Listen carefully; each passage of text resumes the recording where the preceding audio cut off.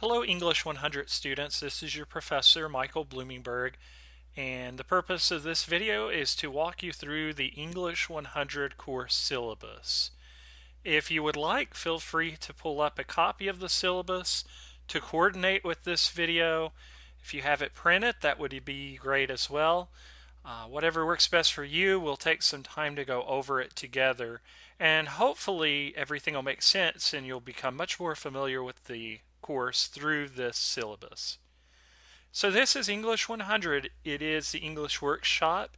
It is the companion class, or what we sometimes call the co-rec class, for the English 101 class. So you're taking both the 100 class and the 101 at the same time.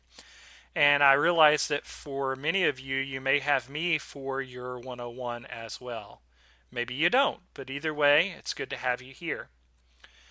My name is Michael Bloomingberg, and my technical title is Associate Professor of English, but you can just call me Mr. Bloomingberg or Mr. B, whatever you prefer. My office is located at North Laurel, Building 1, Room 104. My office hours are posted along with my office phone, but the biggest thing for you to realize is that email is the best way to contact me if you have any questions about anything. The Associate Dean of the Division is John Burlew, and his information is posted as well should you have the need to contact him. The catalog description says that English 100 provides parallel and supplemental review of English skills needed for students with a compass placement score between 70 and 80 who are also enrolled in English 101. Please note that if students withdraw from English 100, they must also withdraw from English 101. So these courses, the 101 and 100, are kind of like brother and sister courses, so they do go hand in hand. Now, there is no textbook required for English 100, so that's the good news here, is that everything that you'll be working on will be self-contained within Blackboard. But the biggest thing for you to realize is that this class is designed to make sure that you're being successful in the 101 class. So we're going to do a lot of review, a lot of brush up on things that you may have learned at different points in your life. But I'm also very interested in seeing how things are going in your 101 class, so please keep that in mind. The general education competencies, I'll let you read through those for the sake of time, but I do want to stress to you the course competencies. Upon completing English 100, the student can demonstrate the competencies for the English 101 class. Remember, these things are going hand in hand. Identify and correct sentence errors such as run-ons, comma splices, and fragments, and identify and correct grammatical, mechanical, and usage errors in standard written English. The course outline we'll get to in just a moment. Grading criteria is very important because we are using some self-contained units within Blackboard. So each unit assignment is worth 40% of your grade. The post-tests are worth 40%, and participation's worth 20% of your grade. And the grading scale is listed on the syllabus. 90 to 100 is an A, 80 to 89 is a B, 70 to 79 is a C, so on and so forth. Now, very important for online classes, students are required to post on the discussion board during the first week of the semester. Please note the deadline for first week's work on Blackboard. There's a separate video that's going to walk you through the first week of the semester, so make sure you check that out. That'll actually be in the course content folder. But it's very important that you complete your first week's work so that you're not recorded as a no-show and removed from the class. And I realize this is an online class, but as far as attendance is concerned, you're required to complete assignments in a timely manner, and the unit test deadline should be followed closely. Late assignments makeup policy. We're kind of working a little more self-paced in the class, but if you feel as though you're falling behind, you need to contact me so that we can make arrangements to get you caught up. That's very important. The withdrawal policy, I'm going to let you look at that on your own. Academic integrity. Students may be subject to disciplinary proceeding resulting in an academic penalty or disciplinary penalty for academic dishonesty.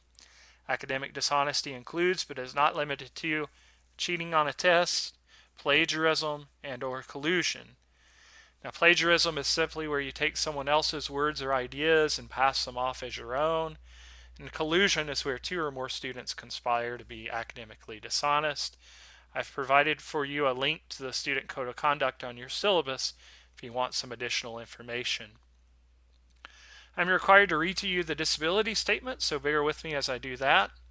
Students with disabilities who require accommodations for this course must contact Rosetta Berry, Disability Services Office, Somerset Main Campus, and also she has office hours on the London campus, and you can see those on the syllabus. And there's also a link for disability services as well. Okay. And if you, by some chance, are not a Somerset Community College student, if you attend one of the other KCTCS colleges, then you'll just want to get with your coordinator at your college. Procedures related to discrimination, harassment, and sexual misconduct. Students may direct complaints of discrimination or harassment to the Dean of Student Affairs, Tracy Cassida, and her email and phone number are listed on the syllabus. Also in this section, you'll find a link to the Code of Conduct, as well as a link to parking and security as well. Now, Somerset Community College offers support to all its students, whether in the physical classroom or online.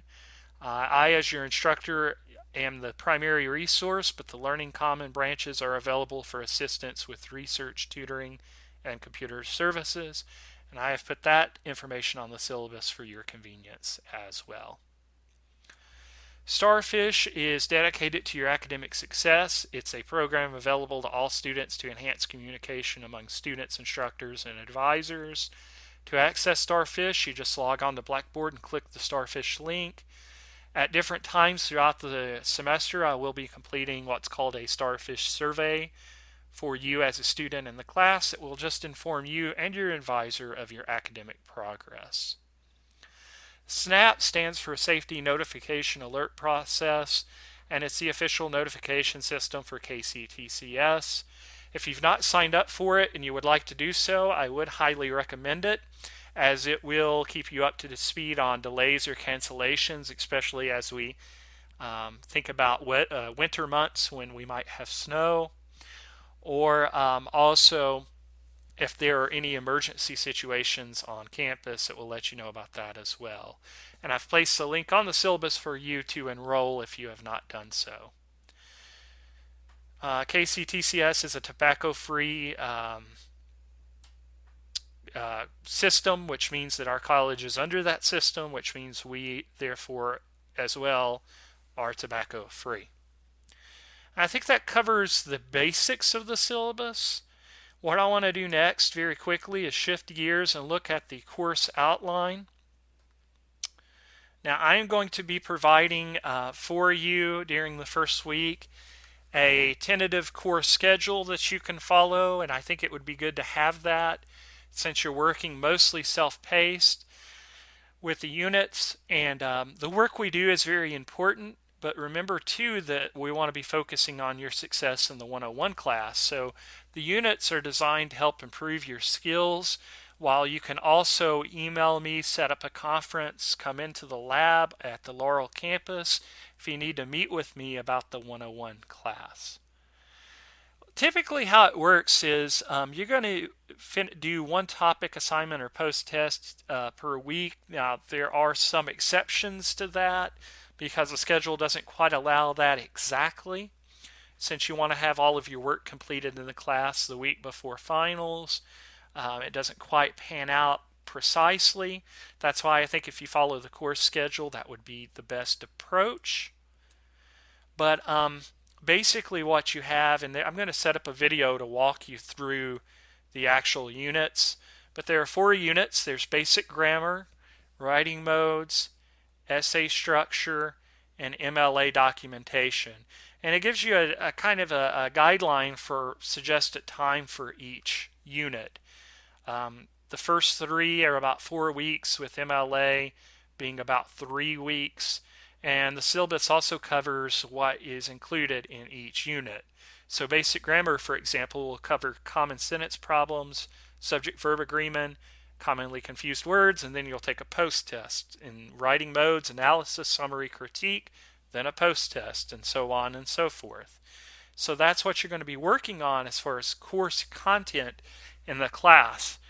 But now it may be that things are just going super well with the unit work, but you need to, talk to me about what's going on in your 101 class. And I want to stress to you that that's important, and that is something that I would encourage you to talk with me about.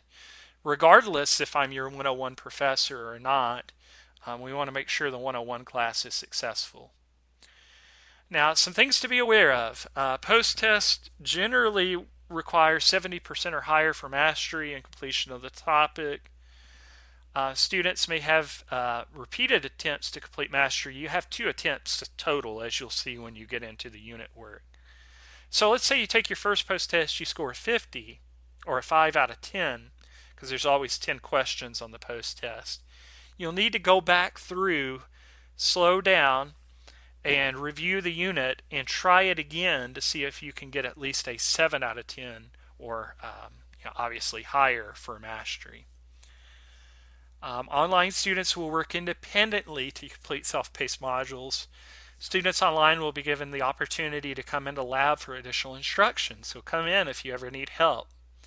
Discussion board will also be incorporated to encourage students to seek help if struggling in 101. Now, we do have a final exam, but it may be possible that nobody needs to take it. Let me talk about final exam exemptions, or what you can do to test out of the final exam. The first one, really, and the one I'm going to cover, applies to online students.